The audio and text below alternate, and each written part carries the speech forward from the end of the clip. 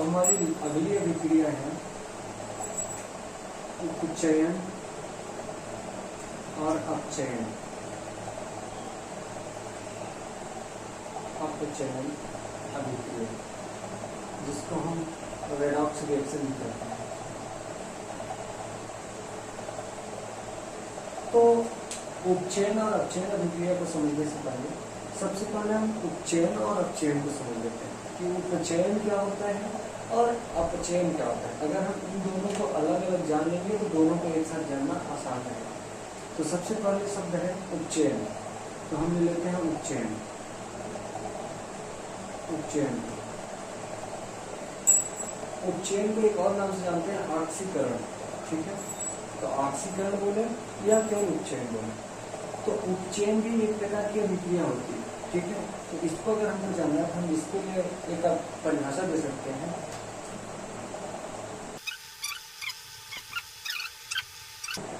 पहले दो तत्व देखा जाता है, एक तो ऑक्सीजन दूसरा हाइड्रोजन। तो हम पहले ऑक्सीजन ही देखेंगे, अगर ऑक्सीजन नहीं है तब हाइड्रोजन देखेंगे।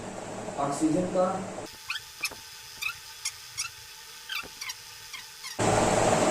है तो ऐसी रासायनिक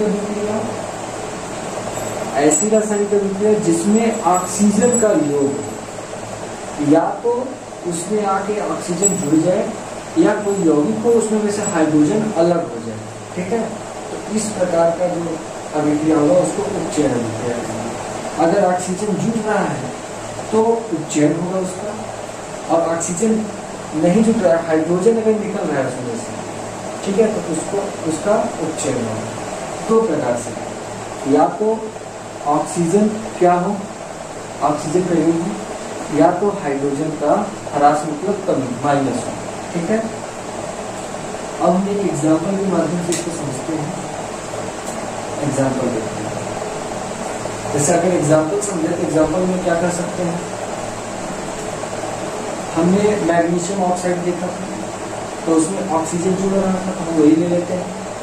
अगर हम मैग्नीशियम यानी कि 2 mg में अगर हम O2 ऑक्सीजन को जोड़े, तो यहाँ पर अगर देखें मैग्नीशियम में क्या है, ऑक्सीजन जुट रहा है, तो यहाँ पर क्या बना 2MgO मैग्नीशियम ऑक्साइड।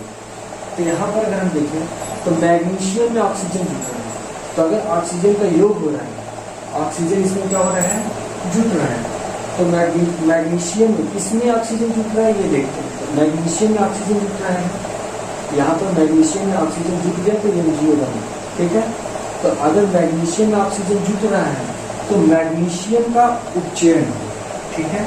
जिस तत्व में ऑक्सीजन जुटेगा उसी का उपचयन हो जाता है, ठीक है। तो यहाँ पर ऑक्सीजन का उपचयन हो। चलिए एक एग्जाम्पल और देखते हैं। दूसरा हमने कार्बन डाइऑक्साइड का देखा है, तो C+O2, यहाँ पर कार्बन में ऑक्सीजन जुट रहा है, तो कार्बन में अगर ऑक्सीजन जुट रहा है तो कार्बन का क्या हो जाएगा, उपचयन हो जाएगा। तो यहाँ पर अभिक्रिया होगा CO2। तो ये हमारा जो अभिक्रिया है इसको बोलते हैं उपचयन अभिक्रिया। तो उपचयन अभिक्रिया समझ में आ गया होगा। अगर किसी तत्व में ऑक्सीजन जुट रहा है तो जिस तत्व में जुट रहा है उसी का उपचयन हो जाता है।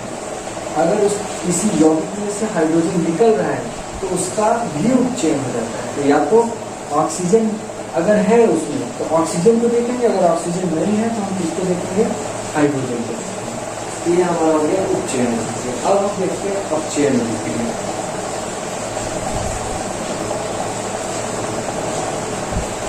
अगला है हमारा अपचयन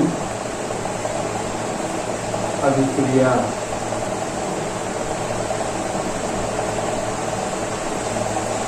अपचयन अभिक्रिया, तो अपचयन अभिक्रिया जस्ट पहले वाले को उल्टा होता है।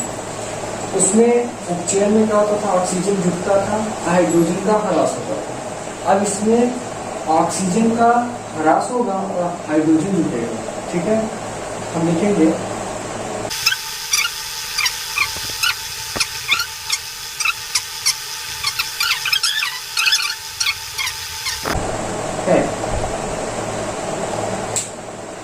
अपचयन अभिक्रिया ऐसी रासायनिक अभिक्रिया जिसमें हाइड्रोजन का योग होता है। यानी कहने का मतलब ये अब क्या होगा, हाइड्रोजन क्या होगा, प्लस होगा। या तो उसमें किसी तत्व में हाइड्रोजन जुड़ जाए या ऑक्सीजन का ह्रास हो। ह्रास मतलब किसी यौगिक में से ऑक्सीजन निकल जाए। चलिए एक एग्जाम्पल के माध्यम से समझते हैं।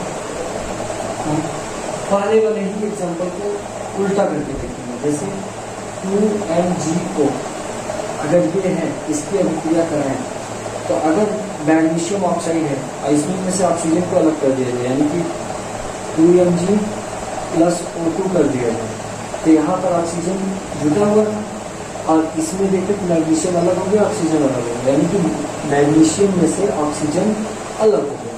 तो ऑक्सीजन अगर अलग हो गया मतलब ऑक्सीजन का ह्रास हो गया, कमी हो गया। तो यहाँ पर जो मैग्नीशियम ऑक्साइड है इसी का, इसमें से ऑक्सीजन निकल गया ना, तो अगर ऑक्सीजन निकल गया तो जिसमें से जिस यौगिक में से ऑक्सीजन निकला उसी का अपचयन हो जाता है। मैग्नीशियम ऑक्साइड का क्या हो जाएगा, अपचयन हो जाएगा। तो यहाँ पर मैग्नीशियम ऑक्साइड का अपचयन हो रहा है, केवल मैग्नीशियम का नहीं होगा, क्योंकि मैग्नीशियम ऑक्साइड में से ऑक्सीजन निकल रहा है, इसलिए मैग्नीशियम ऑक्साइड का क्या होगा, अपचयन हो जाएगा। और दूसरा था कार्बन डाइऑक्साइड CO2, तो इसमें में से C अलग और O2 अलग कर दें, तो यहाँ पर क्योंकि कार्बन डाइऑक्साइड में से ऑक्सीजन अलग हो गया, यानी कि कार्बन अलग हो गया और ऑक्सीजन अलग हो गया, यानी कि कार्बन डाइऑक्साइड में से ऑक्सीजन अगर अलग हो गया तो कार्बन डाइऑक्साइड का क्या हो गया, अपचयन हो गया। तो यहाँ पर इस पूरे का अपचयन हो गया, तो यौगिक का यहाँ पर अपचयन हो गया, उसमें तत्व का उपचयन होता है। तो इस तरीके से हम इसमें क्या करेंगे, इसको समझेंगे। अब हम आ जाते हैं अपने अगले टॉपिक पे, उपचयन अपचयन अभिक्रिया।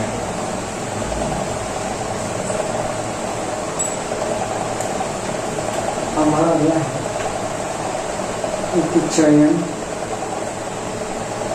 अपचयन अभिक्रिया, जिसको हम अंग्रेजी में बोलते हैं रेडॉक्स रिएक्शन, और हिंदी में भी लिख देते हैं रेडॉक्स अभिक्रिया, ऐसे भी बोलते हैं। चाहे रेडॉक्स अभिक्रिया करके भी या उपचयन अपचयन अभिक्रिया करके भी दोनों को लिख देते हैं। सबसे पहले इसकी परिभाषा लिखते हैं।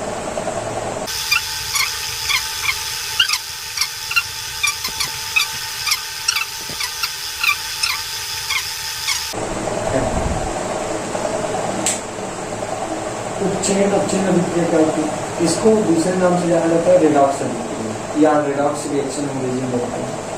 ऐसी रासायनिक अभिक्रिया जिसमें एक अभिकारक, दो अभिकारक रहेंगे, जिसमें से एक अभिकारक उपचयित होता है तथा दूसरा अभिकारक क्या होता है, अपचयित होता है, यानी कि एक का उपचयन होगा तो दूसरे का अपचयन होगा।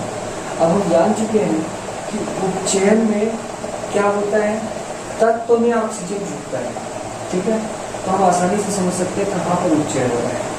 और अपचयन में यौगिक में से ऑक्सीजन निकलता है, ठीक है, यानी कि उसका अपचयन हो जाता है, ठीक है। अब हम जब दोनों को समझ चुके हैं तो अब हम इसको बहुत आसानी से समझ सकते हैं। तो एक एग्जाम्पल लेते हैं, एग्जाम्पल किताब का ही लेंगे। क्या दिया है, किताब में दिया है कॉपर ऑक्साइड CuO का अगर हम H2 से अभिक्रिया कराएं तो क्या बनता है। अगर हम CuO का H2 से अभिक्रिया कराएं तो यहाँ पर हमारा, यहाँ पर कॉपर में ऑक्सीजन है, तो यहाँ से कॉपर से ऑक्सीजन अलग हो जाएगा और ये ऑक्सीजन जाकर के किसमें जुटेगा, हाइड्रोजन।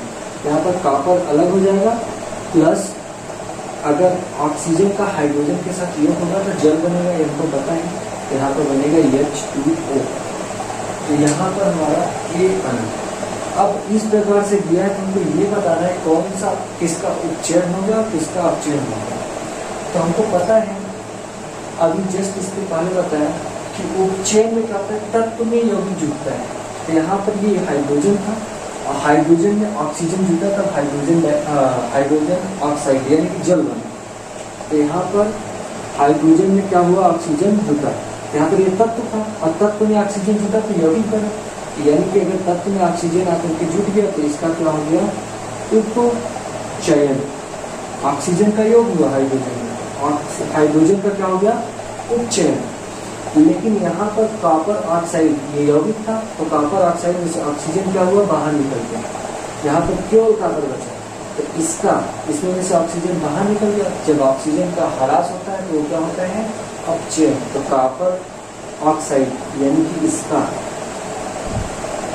कॉपर ऑक्साइड में से ऑक्सीजन बाहर निकल गया, तो इस पूरे का, इस यौगिक का क्या हो गया, अपचयन। तो इसी को बोलते हैं उपचयन, अपचयन, अभिक्रिया। तो आशा करता हूँ ये अच्छे से समझ में आ गया होगा। अब हम अगला टॉपिक देखेंगे।